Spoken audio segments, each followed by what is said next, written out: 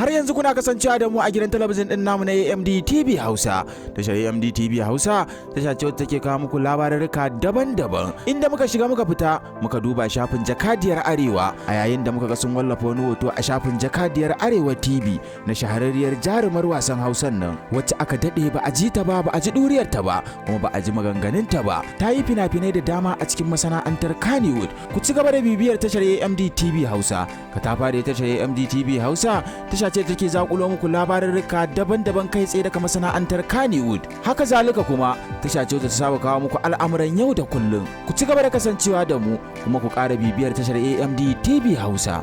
A yayin da muka ƙara shiga muka kutsa muka zaro muku wannan ingantaccen labari da suka wallafa na faruwar wata gobara da ta afku wacce ba kunna ta akai ba kuma ba ta da ita akai ba, ta faru ne da izinin Allah. To sai dai mu ce Allah i kiyaye, Allah i mai da alkhairin abin da ya faru. Haka lamarin Allah yake, abinda baka yi tunani ba ko baka yi zato ba shi zai zo ya faru da kai a halin rayuwa. Sai dai mu ci gaba da addu'a, Allah i tsare kuma Allah i kiyaye mu, amin ya Allah. Tashar AMD TV Hausa tana nan ta tashi tsaye ta miƙe domin ganin ta faranta wa masu kallo da saurare, kuma ta sa su nishaɗi da farin ciki.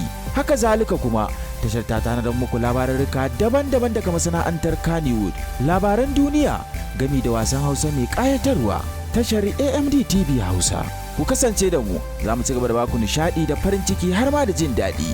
Ku danna subscribe kana kula ƙararrawar sanarwa domin samun sababbin labarurruka daban-daban daga ingantacciyar tashar AMD TV Hausa. AMD TV Hausa ta ku ci.